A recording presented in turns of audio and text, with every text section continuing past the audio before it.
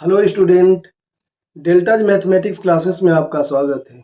मैं mister S Kumar. तो tenth के बच्चों के लिए मैं ट्रिगोनोमेट्रिक प्रॉब्लम पे कुछ इम्पोर्टेंट सम्स लेकर आया हूँ जो बोर्ड एग्जाम्स में आपको काफ़ी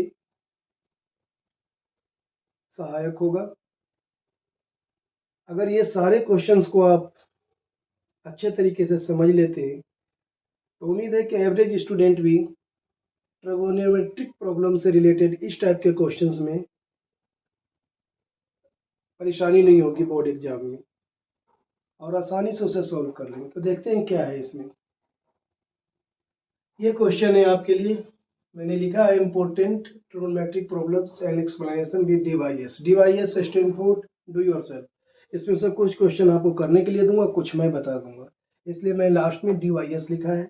DYS means do yourself, do yourself. इसमें से कुछ क्वेश्चंस मैं बता दूंगा आपको, बाकी करके लाने हैं, कोशिश करने हैं, और जो बच जाएंगे क्वेश्चन उसकी सोल्यूशन भी बाद में मैं डाल दूंगा, लेकिन पहले आप सेल्फ अटेम्प्ट करें। तो आइए देखते हैं कि इसकी सोल्यूशन क्या हो सकती है।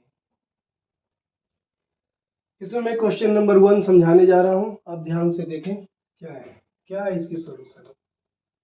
क्वेश्चन नंबर 1 की सोल्यूशन, हमें ये गिवन है। गिवन हो तो 2 डॉट ऊपर 1 डॉट नीचे लिख कर लिखें, सिंस को रिप्रेजेंट करता है। ये आपका गिवन है। हमें फाइंड करना है ऑल ट्रिगोनोमेट्रिक रेशियो। बच्चों आप जानते हो कि कुल मिलाकर 6 ट्रिगोनोमेट्रिक रेशियो है। साइन, कॉस, टेन, फिर इसका रेसिप्रोकल जो फॉर्म है कॉसेक, साइन का कॉसेक, कॉस का सेक और टेन का कॉट। तो इसमें से एक तो हमें इन्होंने दे दिया है कॉस थीटा, बाकी का हमें फाइंड करना है। 5 जो बच गए उसे हमें फाइंड करना है। कैसे? सबसे पहले आप राइट एंगल ट्रायंगल बना लें। राइट एंगल ट्रायंगल सबसे पहले जब भी ऐसा क्वेश्चन आता है तो आप राइट एंगल ट्रायंगल बना लें। नाम अपनी मर्जी से इसका डाल दें और यहाँ पर 90 डिग्री दिखाएं। आप बताएं कि यहाँ पर भी 90 डिग्री। अब कॉस का बेसिक फार्मूला क्या है? कॉस का बेसिक फार्मूला ये है बी अपॉन एच। कॉस का फार्मूला है बेस अपॉन हाइपोटेनस। बट हमारे पास जो दिया हुआ है कॉस की वैल्यू है वो 1/3। अब ये रिड्यूस फॉर्म में है, इसलिए हम इसे कैसे सपोज करेंगे? इसे ऐसे सपोज करेंगे कि बी को हम मान लो कि ये के है, 1 के यानी के, और एच को हमने मान लिया 3 के। दोनों को के में मान लिया, जिसमें हम बता भी देंगे कि के क्या है? अब पॉजिटिव नंबर है। क्या है? एक पॉजिटिव नंबर है, ऐसा हमने कहा कि के क्या है।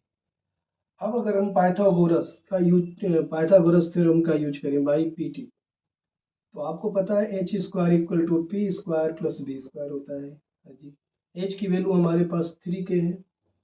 अगर मैं 3 के का होल स्क्वायर लिखता हूँ, पी स्क्वायर लिखता हूँ और बी स्क्वायर लिखता हूँ, तो बी की वैल्यू के स्क्वायर है। थोड़ा और सोल्व करते हैं, 9 के स्क्वायर, ये पी स्क्वायर प्लस के स्क्वायर। अब आप इसे शिफ्ट करेंगे, के स्क्वायर को के स्क्वायर के पास ले जाएंगे, तो आपके पास 9 के स्क्वायर माइनस के square equal to P square. ये बचेगा 8 के square equal to P square. 8 के स्क्वायर को जब स्क्वायर आप रिमूव करेंगे तो ये रूट के अंदर आ जाएगा। 8 के स्क्वायर इक्वल टू पी। 8 को ब्रेक करेंगे तो 2√2। आप ये के स्क्वायर रूट से बाहर आ जाएगा के, तो 2√2 के मिला। अब सबको हम यहाँ सब्स्टिट्यूट भी कर देते हैं। हमारे पास बी क्या था? के, और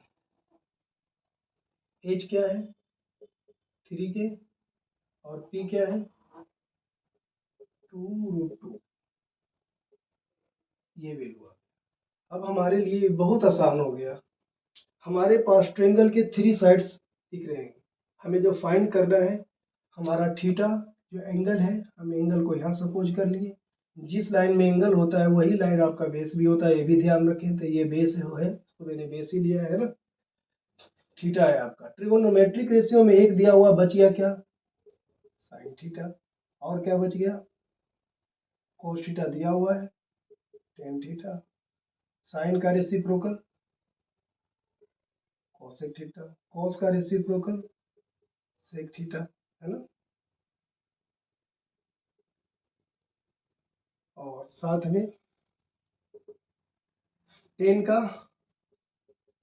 कॉट थीटा, और कितने हो गए, 1 2 3 4 5, बस 5 ही हैं।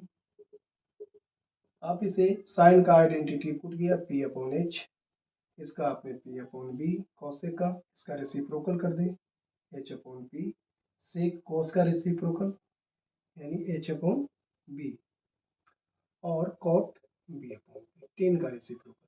अब आप यहाँ से बहुत ही आसानी से वैल्यू रख सकते हैं। पी आपका क्या है, 2√2, एच क्या है, एच है 3, के से के आप कैंसिल कर देंगे, आपके पास क्या आ जाएगा इसकी वैल्यू 2√2 अपॉन में 3। ठीक इसी तरह पी की वैल्यू क्या है, थोड़ा और क्लियर करके लिखता हूँ मैं, इसको बाद में लिख दूंगा ताकि आपको स्पष्ट समझ में आए। पी की वैल्यू है 2√2 के, और ये है 3 के से के कैंसिल कर देंगे तो आपके पास ये मिल जाएगा। पी की वैल्यू है 2√2 के, और बी की वैल्यू है के से के कैंसिल करेंगे, 2√2 मिलेगा। एच की वैल्यू है 3 के, और पी की वैल्यू है 2√2 के से के कैंसिल करेंगे, 3/2√2 मिलेगा।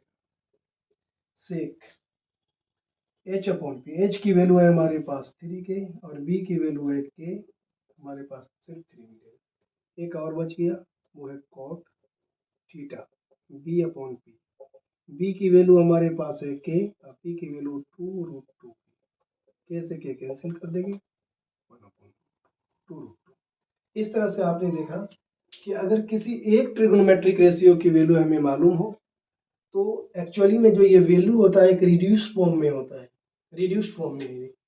इसलिए बी को जब हम एक्चुअली में लेते हैं तो इसे इसके साथ एक कोफिशिएंट को कंसीडर कर लेते हैं या कांस्टेंट को, जैसे मैंने के ले लिया है ना, और के टर्म में ले लिया है ना। अब हमें ये पता है कि बी जो भी है के थ्रू हमें एक्चुअल मिलता रहेगा। हमने बता भी दिया के क्या है, एक कांस्टेंट, एक पॉजिटिव नंबर है, और ये पाइथागोरस थ्योरम्स को यूज करने के बाद हमें सब मिल गया, सारे पार्ट्स मिल गए। ट्रिगोनोमेट्री में आपका राइट एंगल ट्रायंगल पर बेस्ड क्वेश्चन आते हैं, तो बहुत जरूरी होता है कि आपके ट्रायंगल के 3 साइड्स आपके पास हो, तो बहुत आसान हो जाता है क्योंकि फार्मूले बेस्ड क्वेश्चन होते हैं। तो इस तरह से आपके पास बी की भी वैल्यू है, एच की भी वैल्यू है, और पी की भी वैल्यू है। फिर ट्रिगो फार्मूला को आप यूज करके उसमें इसकी वैल्यू को पुट कर दिए, आपको आंसर मिल गया। होप कि आपको समझ में आया होगा। आप अपने ट्यूशन क्लास में भी सीखे होंगे, अपने स्कूल में भी सीखे होंगे। मैंने एक क्वेश्चन ऐसे बताए हैं, और इसमें बाकी के 9 क्वेश्चंस इसी तरीके पर बेस्ड है, कोई खास उसमें चेंजेज नहीं है। अगर कहीं आपको प्रॉब्लम भी होती है तो आप कमेंट बॉक्स में लिखेंगे, मैं अगले वीडियो में उसके सारे क्वेश्चन के सॉल्यूशन ऐसे भी डालूंगा। और अगर आप जल्दी से उसके कमेंट बॉक्स में लिखते हैं कि मैं ये क्वेश्चन नहीं समझ पा रहा हूँ, तो मैं जल्दी इसका सॉल्यूशन डाल दूंगा। पहले आप खुद अटेम्प्ट करें। Okay, thank you.